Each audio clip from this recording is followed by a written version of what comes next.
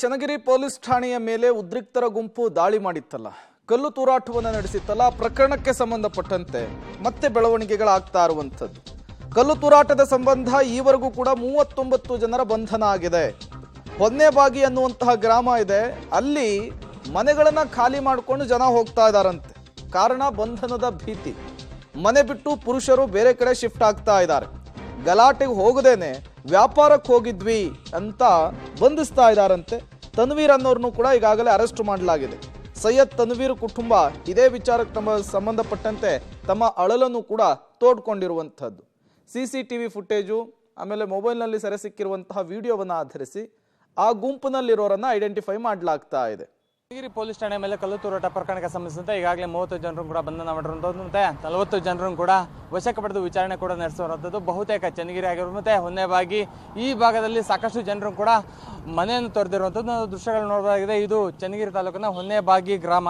ಹೊನ್ನೆಬಾಗಿ ಗ್ರಾಮದಲ್ಲಿ ಸಂಪೂರ್ಣವಾಗಿ ಅಂಗಡಿ ಮುಂಗಟ್ಟುಗಳಾಗಿರ್ಬೋದು ಮತ್ತೆ ಮನೆಗಳು ಕೂಡ ಸಂಪೂರ್ಣವಾಗಿ ಬೀಗವನ್ನು ಜಡಿದಿರುವಂಥದ್ದು. ಪ್ರಮುಖ ಕಾರಣ ಅಂತ ಅಂದ್ರೆ ಇದು ಮೃತ ಆದಿಲ್ ಅಂದ್ರೆ ಪೊಲೀಸ್ ಕಸ್ಟಡಿಯಲ್ಲಿ ಸಾವನ್ನಪ್ಪಿದಂತಹ ಮೃತ ಆದಿಲ್ನ ಪತ್ನಿಯ ತವರು ಮನೆ ಆಗಿರುವಂತಹ ನೆಲೆಯಲ್ಲಿ ಶುಕ್ರವಾರದಂದು ನಡೆದಂತಹ ಕಲ್ಲು ತೂರಾಟ ಪ್ರಕರಣದಲ್ಲಿ ಈ ಗ್ರಾಮದಿಂದ ಸಾಕಷ್ಟು ಜನ ಬಂದಿದ್ರು ಅನ್ನುವಂತಹ ಮಾಹಿತಿ ನೆಲೆಯಲ್ಲಿ ಈ ಗ್ರಾಮದ ಸಾಕಷ್ಟು ಜನರನ್ನು ಕೂಡ ಈಗಾಗಲೇ ಬಂಧನ ಮಾಡಿರುವಂಥದ್ದು ಮತ್ತೆ ವಶಕ್ಕೆ ಪಡೆದು ವಿಚಾರಣೆ ಕೂಡ ನಡೆಸಿರುವಂಥದ್ದು.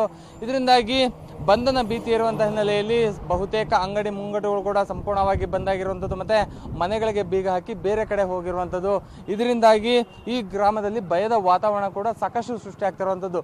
ಇದು ನೋಡ್ಬೋದಾಗಿ ಇದು ಮೃತ ಆದಿಲ್ ಪತ್ನಿಯ ಮನೆ ಆಗಿರುವಂತಹ ಹಿನ್ನೆಲೆಯಲ್ಲಿ ಸುತ್ತಮುತ್ತ ಇರುವಂತಹ ಮನೆಗಳು ಸಂಪೂರ್ಣವಾಗಿ ಬೀಗ ಹಾಕಿರುವಂಥದ್ದು ಮತ್ತೆ ಗ್ರಾಮದ ಬಹುತೇಕ ಮನೆಗಳು ಕೂಡ ಇದೇ ರೀತಿಯಂತಹ ವಾತಾವರಣ ಇರುವಂಥದ್ದು.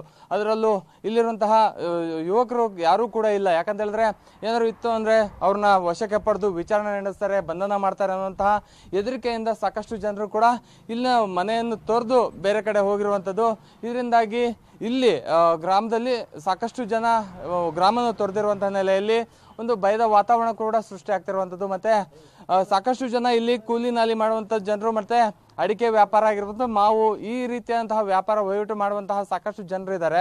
ಆದರೆ ಇವಾಗ ಮಾವಿನ ಸೀಸನ್ ಇರುವಂತಹ ಹಿನ್ನೆಲೆಯಲ್ಲಿ ಈ ಚನ್ನಗಿರಿ ಪೊಲೀಸ್ ಠಾಣೆ ಮೇಲೆ ಕಲ್ಲು ತೂರಾಟ ಪ್ರಕರಣಕ್ಕೆ ಸಂಬಂಧಿಸಿದಂತೆ ಈಗಾಗಲೇ 30 ಜನನ ಬಂಧನ ಮಾಡಿರುವಂಥದ್ದು. ಒಂದೊಂದು ಕುಟುಂಬದ ಒಂದೊಂದು ನೋವಿನ ಕಥೆ ಆಗಿರುವಂಥದ್ದು.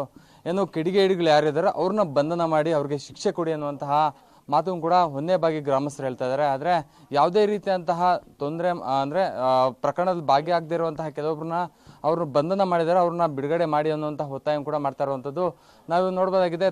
ಸೈಯದ್ ತನ್ವೀರ್ ಅನ್ನುವಂತಹ ಒಬ್ಬ ವ್ಯಕ್ತಿನ ಈಗಾಗಲೇ ಬಂಧನ ಮಾಡಿ ಅಂದ್ರೆ ವಶಕ್ಕೆ ಪಡೆದಿರುವಂಥದ್ದು. ಆ ಸೈಯದ್ ಸುಲ್ತಾನ್ ಅನ್ನುವಂತಹ ಈ ಮಗುಗೆ ಈಗಾಗಲೇ 1 ವರ್ಷ.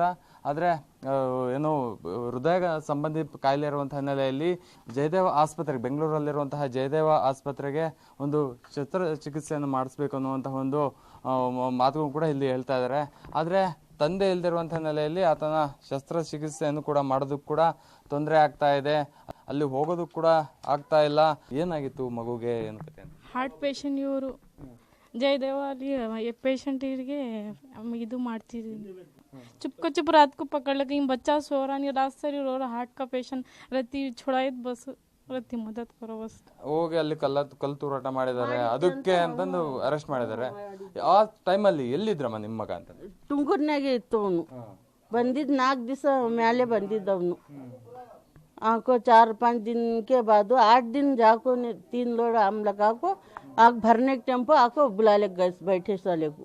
ತಪ್ಪು ಯಾರು ಮಾಡಿದಾರೋ ಅವ್ರಿಗೆ ಶಿಕ್ಷೆ ಕೊಡ್ಲಿ. ಆದ್ರೆ ಅಮಾಯಕರನ್ನು ಕೂಡ ಹೇಳ್ಕೊಂಡು ಹೋಗಿ ಅವ್ರಿಗೆ ಶಿಕ್ಷೆ ಕೊಡೋದು ಸರಿ ಅಲ್ಲ.